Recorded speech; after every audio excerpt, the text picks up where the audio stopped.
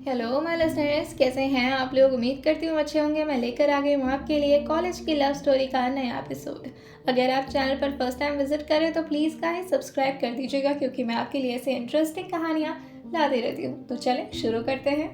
अब तक की कहानी में आप लोगों ने सुन लिया था कि इशिका जो काफ़ी ज़्यादा थक चुकी थी मार्शल आर्ट क्लास ज्वाइन करने के बाद, वहीं आज उसे एक नया लड़का भी मिला था, ईशान, जो इशिका के साथ बहुत वेल बिहेव कर रहा था, जिसकी वजह से इशिका को उसका नेचर बहुत पसंद आता है। वहीं हमें ये भी पता चलता है कि ईशान तो ध्रुव का ही भाई था, जो कि ध्रुव से अलग रहा करता था ध्रुव के डैड के साथ। आज इशिका को ज़्यादा ही एक्टिंग करते हुए बेबू जान को अपनी सारी तकलीफें बता रही थी। इशिका का इंटेंशन ये था कि जब ध्रुव आज उसकी क्लास लेने आए तो विक्रम जी आस्था जी मिलकर ध्रुव की क्लास ले, क्योंकि अगर उनके नाजुक से फूल से बच्चे को वो मार्शल आर्ट भेजे हैं तो उन्हें पनिशमेंट तो मिलना ही चाहिए इशिका के हिसाब से। इशिका के पूरे बॉडी पेन को बेबू जान अपनी मसाज से छू मंतर कर देती हैं और उसके बाद इशिका जो शावर लेने चली जाती है। अब आगे।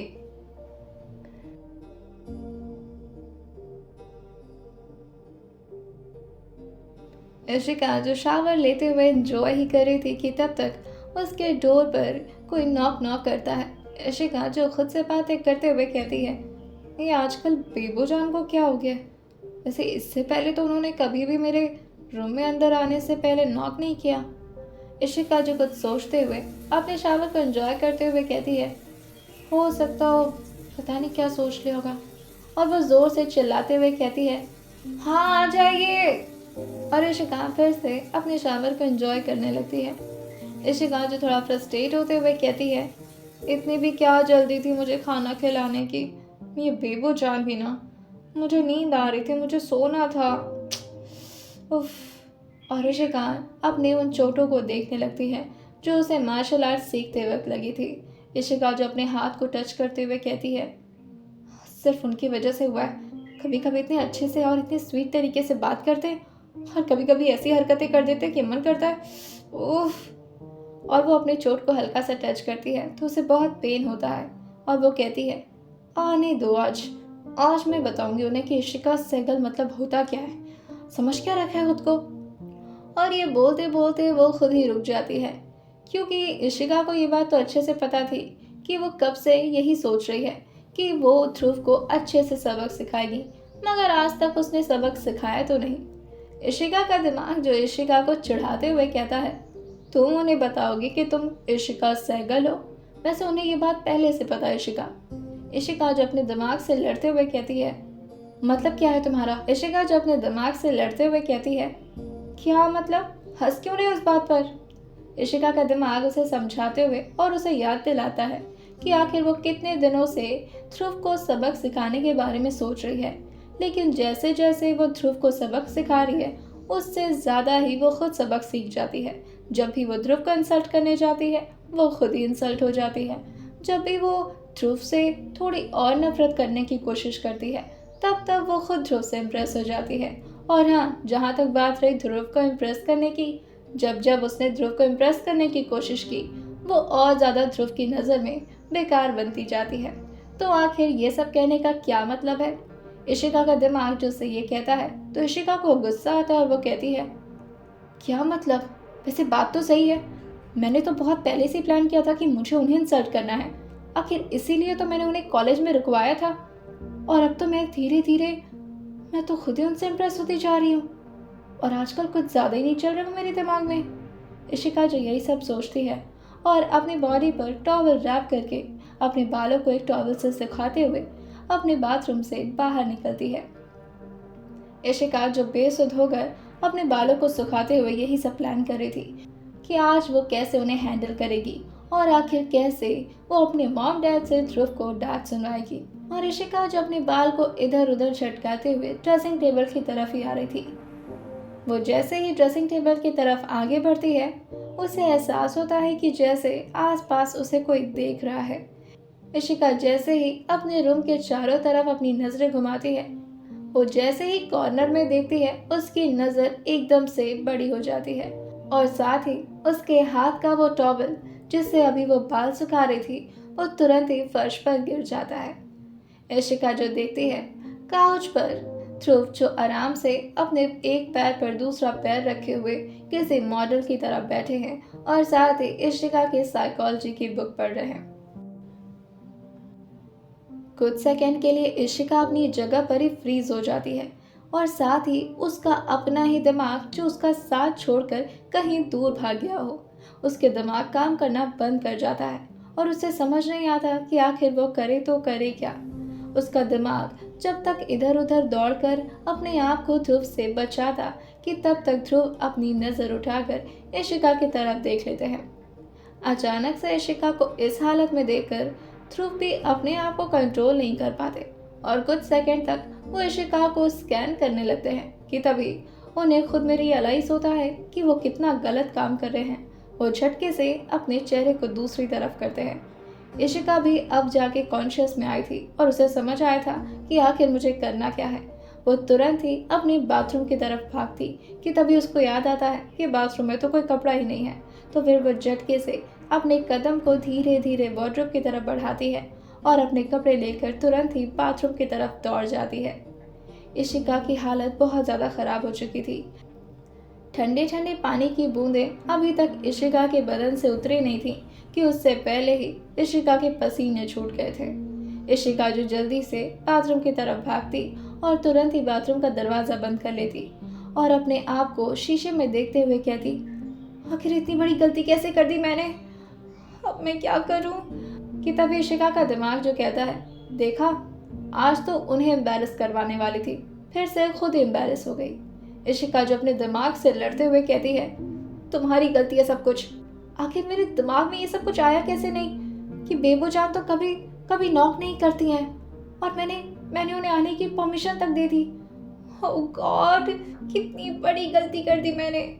आखिर इतनी बड़ी गलती हो कैसे गई तुझसे? बेवकूफ़ कहीं की, खुद को बहुत स्मार्ट समझती है। इतना भी दिमाग नहीं लगा पाई मैं कि आखिर कौन हो सकता है मेरे रूम में। अब मैं क्या करूं? अभी कल ही तो इतने बड़े एम्बैरेसमेंट से बची हूँ, आज फिर से गलती कर दी। ओह गॉड। अब इशिका को समझ नहीं आ रहा था कि आखिर वो अपने कदम को बाहर रखे तो रखे कैसे कि तब तक बेबो जान जो इशिका का लंच लेकर उसके रूम में आ जाती हैं। जैसे ही वो ध्रुव को उसके काउच पर बैठा देखती हैं, वो ध्रुव से कहती हैं, अरे आप सर, आप कब आए? ध्रुव जो बेबो जान को देखकर कहते हैं, अभी 5 मिनट हुआ होगा मुझे आए हुए। बेबो जान जो कहती हैं, अरे हमको माफ़ कर दीजिएगा, हम आपके लिए पानी भी नहीं ले आ पाए। ध्रुव जो बेबो जान से कहते हैं, नहीं इट्स ओके, इसमें कोई बड़ी बात नहीं है और वैसे भी मैं थोड़ा जल्दी आ गया आज। बेबो जान जो कहती हैं, हाँ लेकिन वो सब तो ठीक है, इशिका बेटा कहाँ है? ध्रुव जैसे इशिका का नाम सुनते हैं, जिस दिल को ध्रुव ने इतना मुश्किल से समझाकर अपनी हार्ट बीट को थोड़ा धीरे किया था, वहीं बेबो जान के मुंह से इशिका का नाम सुनकर उनका दिल दोबारा उनके कंट्रोल से बाहर हो जाता है और वो फिर से धक धक धक धक धड़कने लगता है। जिस तरह से ध्रुव ने आज इशिका को देखा था, उसके बाद उनका भी दिमाग और उनके सारे साइकोलॉजी के लॉजिक कहीं गायब से हो गए थे। बेबो जान की बात सुनकर वो कुछ बोलते नहीं हैं और वहीं अंदर से इशिका जो बेबो जान और ध्रुव की कॉन्वर्सेशन अच्छे से सुन रही थी। ध्रुव ने जब ये कहा कि वो 5 मिनट पहले ही आए हैं, तो इशिका अपने आप में ही सोचते हुए कहती है, आज ऐसा कैसे हो गया? आखिर रोज तो शाम को आते हैं। कल तो शाम को आए थे और बोला भी था कि अब से मैं रात में ही आऊँगा, फिर अचानक ये दोपहर में क्यों आ गए? और साथ ही बेबो जान ने इन्हें आते हुए भी नहीं देखा। कहीं एक खिड़की विड़की से तो कूद कर नहीं आ गए? हाँ, मुझे तो लग रहा है कुछ गड़बड़ है। और यही डिटेक्टिव दिमाग लेकर इशिका धड़धड़ाते हुए अपना दरवाज़ा धड़ाम से खोलती है और तुरंत ही बाथरूम के बाहर निकलते हुए आती है और कहती है, आप कैसे आए? पहले तो इशिका की हिम्मत नहीं हो रही थी कि वो ध्रुव से बात तक कर सके और वो काफ़ी टाइम से बाथरूम के अंदर यही सोच रही थी कि आखिर ध्रुव को वो फेस कैसे करेगी। मगर अचानक ही इशिका के अंदर न जाने इतनी हिम्मत कहाँ से आ जाती है और वो ध्रुव को पूरी तरह से फेस करने के लिए रेडी हो चुकी थी। ध्रुव जो दोबारा से अपनी बुक में देखने लगे थे कि तभी इशिका की आवाज़ सुनकर वो इशिका को देखते हैं। इशिका जो अभी तक उन्हें घूर कर देख रही थी, जब तक उसकी नज़र ध्रुव की नज़र से मिली नहीं थी। जैसे ही ध्रुव उसकी तरफ देखते हैं, उसका चेहरा जो अभी तक एकदम नॉर्मल था, वो अब टमाटर की तरह लाल होने लगा था। ध्रुव की नज़र वो अपने ऊपर बर्दाश्त नहीं कर पाती और ना ही उनके साथ आई कांटेक्ट मेंटेन कर पाती है। वो झटके से अपनी नज़र हटाती है और बेबुजान से कहती है, आप लंच लेकर आ गई? बहुत अच्छा किया, मुझे बहुत तेज भूख भी लगी थी। वो नहीं चाहती थी कि इस वक्त बेबुजान इस कंडीशन में ध्रुव और इशिका को अकेले रूम में छोड़कर जाए, जिसकी वजह से वो बेबुजान को अपने बगल में बैठा लेती है और कहती है, हाँ आप प्लीज़ मुझे खाना खिला दीजिए, मुझे भूख लगी है। और आप इतनी जल्दी कैसे आ गए? ये बात वो ध्रुव से पूछकर तुरंत ही बेबुजान की तरफ देखने लगती है। ध्रुव जो इशिका से कहते हैं, आज शाम को मुझे बाहर जाना था, मैंने तुम्हें टेक्स्ट भी किया था। इशिका जो अपने फ़ोन को नाटक में ही चेक करती है और कहती है, हाँ हाँ वो फ़ोन मैं देखी नहीं। ठीक है, अब मैं खाना खा लूँ, उसके बाद पढ़ लूँगी। इस बात को सुनकर ध्रुव थोड़ा गुस्से में कहते हैं, मेरे पास इतना टाइम नहीं है, तुम अभी पढ़ रही हो, उसके बाद खाना खाओगी। बेबुजान भी इशिका से कहती हैं, अब आप पढ़ लीजिए, उसके बाद खा लीजिएगा। आप कहिए तो मैं कुछ स्नैक्स लेती आती हूँ आपके लिए। इशिका जो कहती है, नहीं मुझे तो खाना ही खाना है, आप कहीं नहीं जाएंगी बेबुजान। और ये बोलकर वो तुरंत ही बेबुजान का हाथ पकड़ लेती है। बेबुजान जो उठ ही रही थी कि तब तक इशिका उन्हें बैठाते हुए कहती है, आप मेरे सामने बैठेंगी और मुझे पढ़ता हुआ देखेंगी। मुझे स्नैक्स की ज़रूरत नहीं है ना, तो रहने दीजिए। बेबुजान जो कहती हैं, आपको भूख लगी होगी ना, हम लेते आते हैं। इशिका जो कहती है, अरे नहीं ना, आप समझ क्यों नहीं रही हैं? इशिका जो ये धीरे से बोलती है, लेकिन ध्रुव उसकी बात समझ जाते हैं और उसकी हालत पर थोड़ा तरस खाते हुए थोड़ी स्माइल पास करते हैं और कहते हैं, पढ़ना है या नहीं तुम्हें? इशिका जो कहती है, हाँ पढ़ना है, पढ़ाइए ना, मैं मना थोड़ी ना कर रही हूँ। और ये बोलकर वो बेड पर आराम से जाकर बैठ जाती है और अपने लैप पर पिलो रख लेती है। बेबुजान जो उससे कहती हैं, हम सर के लिए कॉफ़ी लेकर आते हैं। इशिका जो कहती है, हाँ सर तो कॉफ़ी पीते ही नहीं है ना सर? ध्रुव जो उसकी हरकतों पर थोड़ा स्माइल करते हैं और कहते हैं, नहीं ऐसा तो नहीं है, मैं तो कॉफ़ी पीता हूँ। इशिका ने जैसे ये सुना, उसे समझ आ गया कि ध्रुव ये सब कुछ जानबूझकर कर रहे हैं। इशिका नहीं चाहती थी कि इस वक्त वो अकेले ध्रुव के साथ रहे और इसी वजह से वो बेबुजान को बार बार रोकने की कोशिश कर रही थी, मगर अब तो कोई ऑप्शन ही नहीं बचा था। ध्रुव की बात सुनकर बेबुजान कहती हैं, हम आपका ये लंच लेते जाते हैं, हम बाद में आकर आपको दे देंगे या फिर हम खुद अपने हाथ से खिला देंगे। तब तक आपके लिए कुछ स्नैक्स भी बना लेते हैं और साथ ही कॉफ़ी भी लेते आते हैं। इशिका जो कहती है, स्नैक्स की ज़रूरत नहीं है, आप जल्दी से कॉफ़ी बनाकर आ जाइएगा प्लीज़। इशिका की हालत टाइट होती जा रही थी क्योंकि उसका दिल ज़ोर ज़ोर से धड़क रहा था। उसे समझ आ रहा था कि ध्रुव लगातार उसी को देख रहे हैं, मगर उसकी हिम्मत नहीं हुई थी कि वो अपनी आंखों को ध्रुव की तरफ कर सके। ध्रुव काफ़ी एक्सपीरियंस्ड और काफ़ी बड़े थे, साथ ही उनका दिमाग भी सीनियर जैसे था, जिसकी वजह से इशिका को इस कंडीशन में देखकर वो समझ पा रहे थे कि इशिका को क्या फील हो रहा होगा। ध्रुव जो उसे कंफर्टेबल करने की कोशिश तो करना चाहते थे, मगर इशिका उन्हें मौका ही नहीं दे रही थी। बेबुजान जो फाइनली रूम से बाहर निकलती हैं और दरवाज़ा लॉक कर देती हैं। इशिका के दिल की धड़कनें जो फिर से बहुत ज़ोर ज़ोर से पंप करने लगी थीं। इशिका जो अपने आप को काम करने की कोशिश कर रही थी और साथ ही वो अपने एक हाथ को दूसरे हाथ से रब कर रही थी, जिससे वो अपने दिमाग को इधर उधर डिस्ट्रैक्ट कर पाए। ध्रुव इस चीज़ को नोटिस कर लेते हैं और इशिका के ठीक सामने चेयर पर बैठते हैं और कहते हैं, आर यू ओके? इशिका जो कहती है, आज का क्या कॉन्सेप्ट है, क्या पढ़ाने वाले हैं? मैंने वो कल वाला रिवाइज कर लिया था, आपको पूछना था ना, हाँ आप पूछ लीजिए। इशिका जो जल्दी जल्दी बस बोल रही थी, मगर उसकी नज़र अभी भी नीचे झुकी हुई थी और साथ ही वो बस घबराहट में जो मुंह में आ रहा था वो बोले जा रही थी। इशिका नहीं चाहती थी कि ध्रुव सर थोड़ी देर पहले के इंसिडेंट के बारे में इशिका से कुछ भी बात करे। ध्रुव इस चीज़ को समझ जाते हैं और इशिका से कहते हैं, आज कुछ नया कॉन्सेप्ट स्टार्ट करते हैं। वो पुराना वाला तो तुम्हें क्लियर हो ही गया, लॉ ऑफ अट्रैक्शन। इशिका जो कहती है, हाँ हाँ वो हो गया, आज कुछ और पढ़ा दीजिए। ध्रुव जो इशिका की बात सुनकर कहते हैं, ओके, आज हम माइंड के बारे में पढ़ लें, वो काफ़ी ज़्यादा कॉम्प्लेक्स टॉपिक है। इशिका जो कहती है, हाँ माइंड के बारे में पढ़ लेते हैं, वो ठीक रहेगा। इशिका की आवाज़ सुनकर ध्रुव को अंदर ही अंदर थोड़ा हंसी भी आ रहा था और साथ ही इशिका के ऊपर तरस भी आ रहा था।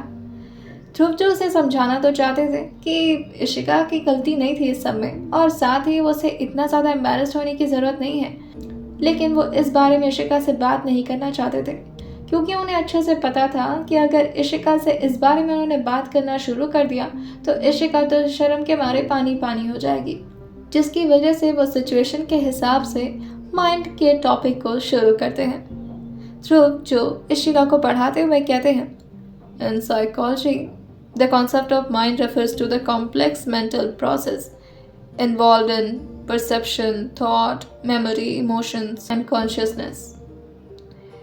वैसे इसका मतलब समझ आया इशिका? इशिका जो अपनी नज़रें नीचे करके कहती है, हाँ तो क्यों नहीं समझ आएगा।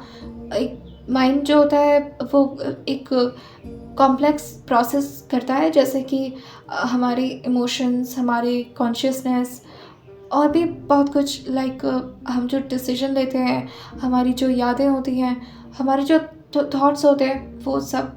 इशिका को बोलने में अभी भी बहुत ज़्यादा घबराहट हो रही थी, क्योंकि उसका हार्ट रेट धीरे धीरे बढ़ता ही जा रहा था। इशिका जो अपने आप को पूरी तरह से काम रखने की कोशिश कर रही थी, मगर उसकी कोशिश धीरे धीरे नाकाम होती जा रही थी। ध्रुव जो इशिका से कहते हैं, फर्स्ट ऑफ ऑल जब भी मैं पढ़ाऊँ मेरे साथ आई कांटेक्ट मेंटेन करो, मुझे पता कैसे चलेगा कि तुम मेरी बात पर फोकस भी कर रही हो नहीं। इशिका को जैसे ये सुनाई देता है, वो एकदम से उनकी तरफ देखती है और फिर से अपनी नजरें नीचे कर लेती है, जैसे वो अपनी आंखों से ही ध्रुव को बताने की कोशिश कर रही हो कि भला इस वक्त वो कैसे ध्रुव को देख सकती है, कैसे उनकी आंखों में देख सकती है। भला इस वक्त अगर उसकी आंखें ध्रुव की नजरों से मिल गई तो फिर तो उसका दिल ब्लास्ट ही हो जाएगा ना। लेकिन ध्रुव उससे कहते हैं, मुझे कुछ नहीं पता, ठीक से अपनी आंखें मेरी तरफ करो और मेरी बात ध्यान से सुनो, मैं पढ़ाई करवा रहा हूँ, कोई मजाक नहीं। इशिका जब देखती है कि ध्रुव शायद उस बातों को धीरे धीरे भूलने लगे हैं, तो उसके अंदर भी थोड़ी थोड़ी हिम्मत आने लगती है। वो जैसे तैसे करके ध्रुव की आंखों से एक बार आंखें मिलाती है और फिर इधर उधर बगल में देखते हुए कहती है, हाँ हाँ सुन रही हूँ मैं, बोलिए। ध्रुव जैसे कहते हैं, ये जो भी कुछ हो रहा है ना, आई मीन तुम्हारे दिमाग में, वो सब कुछ एक माइंड का ही प्रोसेस है। तुम्हारा माइंड किस तरह से तुम्हारे एनवायरनमेंट में रिएक्ट कर रहा है, यही होता है माइंड का प्रोसेस। जैसे कि अगर तुम्हारे एनवायरनमेंट में ऐसी कोई चीज़ हो गई हो, जैसे कि अभी अभी रिसेंटली जो हुआ। इशिका जैसे यह सुनती है कि ध्रुव अभी अभी रिसेंटली की बात कर रहे हैं, मतलब अभी जो टॉवल वाला सीन उनके साथ हुआ उसकी बात कर रहे हैं, तो वो तुरंत ही अपनी नज़रें नीचे करते हुए अपनी आंखें ज़ोर से बंद कर लेती है। ध्रुव जो इशिका से कहते हैं, क्या हुआ तुम्हें फिर से?" इशिका जो कहती है, कुछ नहीं हुआ, मुझे ऐसा लगता है कि मेरी तबीयत ठीक नहीं लग रही, आप कल नहीं पढ़ा सकते? ध्रुव जो इशिका को देखकर कहते हैं, Ishika first of all look at me and secondly मैं तुम्हारा प्रोफेसर हूँ, कोई तुम्हारा दोस्त नहीं कि आज तुम्हारा मन किया तो तुम्हारे साथ रहा, नहीं मन किया तो नहीं रहा।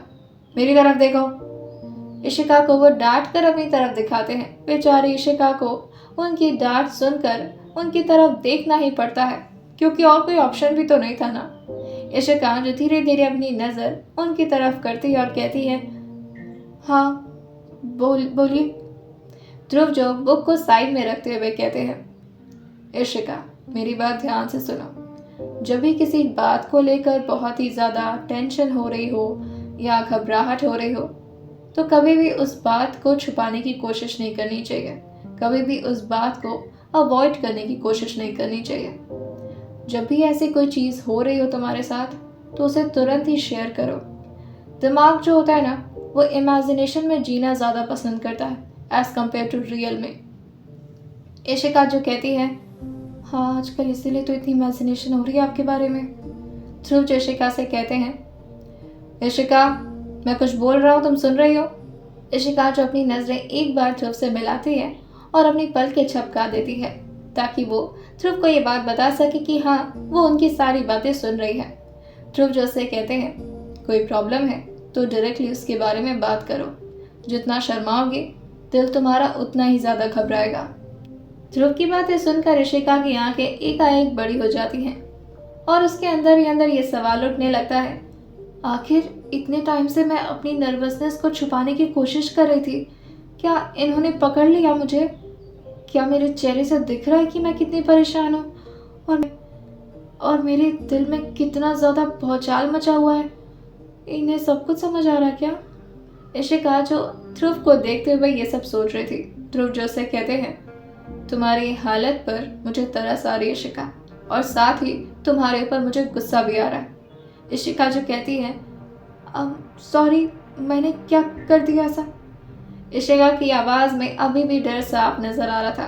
ध्रुव जो थोड़ा उसकी तरफ बेंड होते हुए कहते हैं, तुम्हारी प्रॉब्लम क्या है? तुम किसी चीज़ को लेकर इतना ज़्यादा क्यों घबरा जाती हो? इशिका जो थोड़ा पीछे होते हुए कहती है, क्या मतलब है? और वो खुद को एडजस्ट करते हुए बेड पर थोड़ा पीछे होती है और कहती है, देखिए, पहली बात तो दूर से बात करिए। ध्रुव जैसे कहते हैं, मैं तुम्हारे करीब नहीं आ रहा, सिर्फ तुम्हें समझाने की कोशिश कर रहा हूँ कि जो भी तुम कुछ सोच रही हो ऐसा कुछ भी नहीं है। मुझे तुम्हारे उन जो भी कुछ हो उससे कोई फर्क नहीं पड़ता। इशिका जो बार बार इस बात को ध्रुव को भुलवाने की कोशिश कर रही थी और ध्रुव थे जो इसी बात पर अड़े हुए थे। इशिका जो फाइनली कह देती है, बहुत हुआ, अब इनसे बात करनी पड़ेगी। इशिका ये मन में सोचकर दृढ़ निश्चय लेती है कि अब तो वो इस बात को खुद ही ध्रुव से कहेगी। और इशिका बड़ी हिम्मत से कहती है, देखिए, मैं घबरा नहीं रही हूँ, और साथ ही ऐसा तो बिल्कुल मत समझिएगा कि मुझे डर लग रहा है। और ऐसा है कि जो भी कुछ हुआ वो बस ऐसे गलती से हो गया, तो मुझे घबराने की क्या ज़रूरत है? मैं घबरा नहीं रही हूँ। ध्रुव जो इशिका की बात सुनकर थोड़ा हंसते हुए कहते हैं, तुम्हें समझाना ना ऐसा है जैसे किसी बच्चे को समझाना हो, तुम समझने की कोशिश ही नहीं करती हो। इशिका जो कहती है, मैं समझ रही हूँ, घबराने की कोई बात है ही नहीं इसमें। ध्रुव जो इशिका से कहते हैं, इशिका, पहले आराम से एक काम करो, तुम थोड़ा पानी पियो। और ध्रुव जो टेबल पे रखे ग्लास को इशिका को देते हुए कहते हैं, लो थोड़ा पियो। इशिका जो 2 घुट पानी पीती है और ग्लास ध्रुव को थमा देती है। ध्रुव जो से कहते हैं, अब बात ध्यान से सुनो। देखो, कोई भी चीज़ कितनी भी ज़्यादा ऑकवर्ड क्यों ना हो, लेकिन ऑकवर्ड हमारा दिमाग उसे बनाता है। जैसे अभी मैंने बताया ना, ये सारा खेल दिमाग का है। जो भी हम सोचते हैं, जो भी हमारी मेमोरी है, और तुम्हारा दिमाग ये भी सोच ले रहा है कि मैं तुम्हारे बारे में क्या सोच रहा हूँगा। इशिका जो कहती है, हाँ, मुझे पता है आप क्या सोच रहे होंगे। ध्रुव जो इशिका से कहते हैं, तुम्हारा दिमाग इतना तेज हो गया कि वो मेरे दिमाग के अंदर आकर सब कुछ पता लगा ले रहा है कि मैं क्या सोच रहा हूँ। ऐसा कुछ नहीं है, मैं तुम्हारे बारे में ऐसा कुछ नहीं सोच रहा। गलती शायद हम दोनों की है। मुझे तुम्हें बता देना चाहिए था, मुझे इन्फॉर्म कर देना चाहिए था पहले ही कि आज मैं तुम्हें जल्दी पढ़ाने आऊँगा, और साथ ही तुम्हें भी आते वक्त ध्यान दे देना चाहिए था अपने रूम में। But it's okay, it's not a big deal. Ishika जो कहती है, आपके लिए कोई भी बात बड़ी क्यों नहीं होती है? आप हर चीज़ को इतना नॉर्मलाइज कैसे कर लेते हैं? ध्रुव जो इशिका से कहते हैं, यही डिफरेंस होता है स्टूडेंट और प्रोफेसर में। इशिका जो कहती है, अच्छा, मतलब प्रोफेसर लोगों को कोई भी बात ऑकवर्ड नहीं लगती, उन्हें शर्म नहीं आता? ध्रुव जो कहते हैं, प्रोफेसर और स्टूडेंट दोनों में फीलिंग्स होती हैं और दोनों में इमोशंस भी होता है, और हर इमोशंस हर किसी को फील होता है। ऐसा नहीं कि प्रोफेसर बनने के बाद इंसान की फीलिंग्स ही खत्म हो जाती हैं। और जहाँ तक बात रही शर्म की या किसी और इमोशन की, तो स्टूडेंट और प्रोफेसर में यही डिफरेंस है कि स्टूडेंट को पता नहीं होता कि कौन सा इमोशन हमें कब फील करना है, और प्रोफेसर को ये अच्छे से पता होता है कि कौन सी बात पर शर्माना है और कौन सी बात को क्लैरिफाई करना है। इशिका जो कहती है, मतलब आपको भी सारी फीलिंग्स फील होती हैं?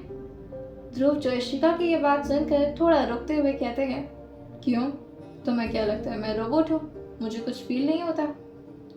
इशिका को अब थोड़ा कंफर्टेबल फील हो रहा था, और साथ ही अब ध्रुव को देखने में उसे इतना डर भी नहीं लग रहा था, और वो आराम से बैठते हुए कहती है, तो आपको अट्रैक्शन भी फील होता है? ध्रुव जो ये बात इशिका के मुंह से सुनते हैं, इशिका की ये बात सुनकर ध्रुव इशिका की आंखों में थोड़ी देर के लिए गुम से हो जाते हैं,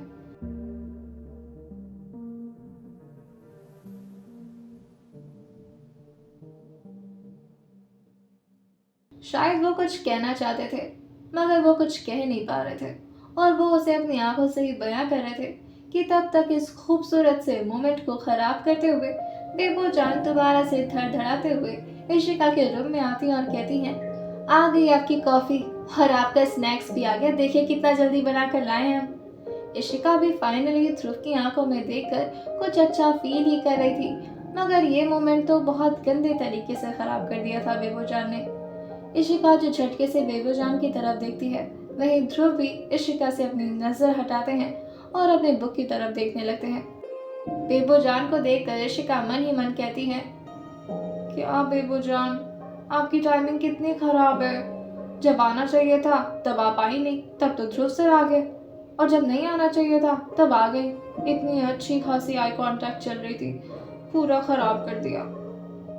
बेबोजान जो ध्रुव को कॉफी पकड़ाते हुए कहती हैं, ये कॉफी आपके लिए और ये तुम्हारे लिए स्नैक्स, ये लो बेटा। इशिका जो कहती है, बेबोजान को पहले इशिका बार बार रोकने की कोशिश कर रही थी जिसकी वजह से बेबोजान जो बगल के काउच में बैठते हुए कहती हैं, तुम लोग पढ़ो, हम यहीं बैठे हैं। इशिका को ये बड़ा अजीब लगता है और वो कहती है, आप यहाँ क्यों बैठेंगी, आपको अभी तो काम होगा ना, और फिर इतना सारा काम सुबह से कर रही हैं, जाकर आराम कर लीजिए। बेबोजान जो इशिका से कहती है, अरे अभी तो थोड़ी देर पहले आप ही कह रही थी, बार बार कह रही थी कि यहीं बैठिए, मुझे अच्छा नहीं लग रहा आप जा रही हैं, अभी मैं आकर बैठ गई हूँ तो आपको दिक्कत हो रही है, समझ ही नहीं आता इस लड़की का। और ये बात वो ध्रुव को बोलकर कहती हैं, आप ही बताइए इस लड़की का हम क्या करें, अभी थोड़ी देर पहले कह नहीं रही थी हमको बैठने के लिए। बेबोजान की बात पर ध्रुव एग्री करते हुए कहते हैं, इशिका, थोड़ी देर पहले तो तुम उन्हें रोकने की कोशिश कर रही थी, अभी ऐसा क्या हुआ है कि तुम्हें उनको इतनी जल्दी भेजना है। ध्रुव की आंखों में इशिका के लिए साफ टीजिंग नजर आ रही थी। इशिका जो अपनी आंखें छोटी करते हुए ध्रुव को घूरती और कहती है, आपको नहीं पता मैं ऐसा क्यों कह रही हूँ। ध्रुव जैसे कहते हैं, मुझे तो कोई फर्क नहीं पड़ता, मुझे लगता है कि बेबोजान को यहाँ बैठना चाहिए, इतना अच्छा कॉन्सेप्ट चल रहा है, उन्हें भी सुनना चाहिए। इशिका जो कहती है, आप कैसी बातें कर रहे हैं, ये सारी चीजें वो नहीं सुन सकती। ध्रुव तो पढ़ाई के बारे में बात कर रहे थे मगर इशिका तो अपने क्वेश्चन के बारे में बात कर रही थी जो भी वो थोड़ी देर पहले ध्रुव से की थी, अट्रैक्शन और फीलिंग्स के बारे में कि क्या ध्रुव को कभी किसी के साथ अट्रैक्शन हुई थी। आखिर इशिका को और भी तो बहुत सारे सवाल करने थे ध्रुव से, अब अगर बेबोजान यहाँ बैठी रहेंगी तो वैसे क्वेश्चन कैसे कर पाएगी। मगर ध्रुव जो इशिका की बात समझ गए थे लेकिन उसे परेशान करते हुए पूछते हैं, क्यों, ऐसी भी क्या बात है जो बेबोजान के सामने नहीं हो सकती। आई थिंक ये कॉन्सेप्ट बेबोजान को भी समझना चाहिए। दिमाग के बारे में हम बात कर रहे थे ना। इशिका जो कहती है, हाँ दिमाग के बारे में बात कर रहे थे, और भी कुछ कह रहे थे लेकिन आपको तो उसके बारे में याद ही नहीं होगा। खैर छोड़िए, अब तो बेबोजान आ गए, तो और कुछ पूछ भी नहीं सकती हूँ। ऑलमोस्ट वहाँ पहुँचने वाली थी, कम से कम आपके बारे में कुछ तो राज बाहर निकलता। उफ बेबोजान, पहली बार गलत टाइमिंग आपने इस्तेमाल की है। आइए जानते हैं क्या करेगी इशिका और क्या पूछना चाहती थी इशिका ध्रुव से। आइए जानते हैं आने वाली कहानी में क्या होने वाला है इशिका और ध्रुव की कहानी में, और सुनते रहिए mister and Mrs psychologist college की प्यारी सी लव स्टोरी, सिर्फ और सिर्फ स्टोरी विद सौम्या के साथ।